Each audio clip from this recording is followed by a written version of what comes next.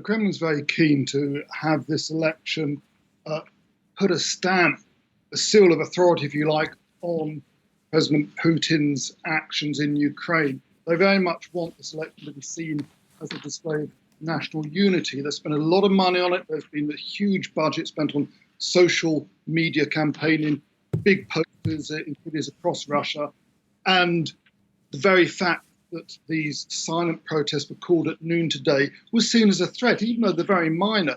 I'm looking at the accounts of those who've been arrested. 29, for example, in the eastern city of Kazan, which is about 800 kilometers east of Moscow. I think just under 20 in Moscow, perhaps half that number in St. Petersburg. There haven't been many protests.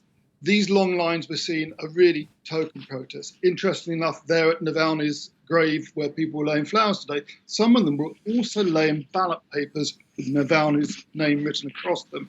So, I mean, this is very much a token display of protest against Putin, against an election that the Kremlin wanted to see as a monolithic display of national unity.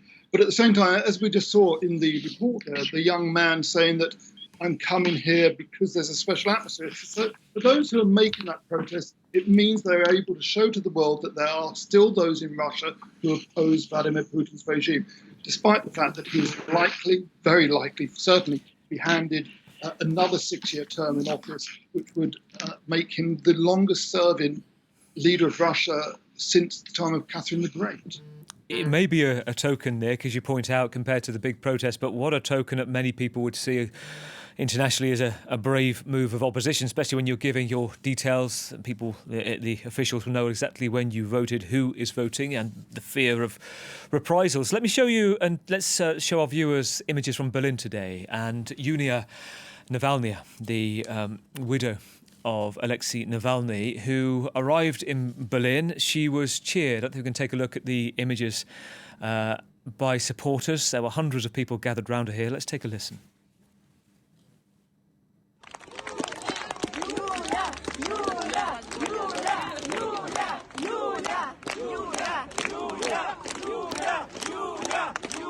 Nick, you've experienced elections before where opposition is suppressed, where Putin has grown in strength since then. How different does this one feel to you?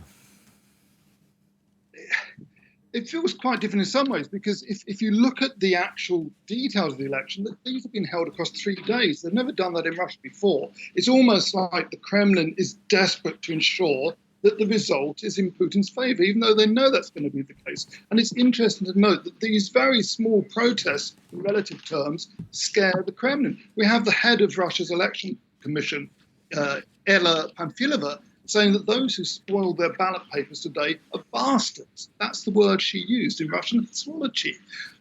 That is really quite a rabid response to what is, in effect, A, peaceful protest, and B, a very minor protest on the scale of things. In previous elections, around previous elections, when I was based in Moscow, there would be thousands out on the streets. There would be demonstrations. The riot police would be out in force. There would be hundreds upon hundreds of arrests and people beaten up. You know, I've seen young people severely beaten for protesting against what they saw as rigged elections in the past.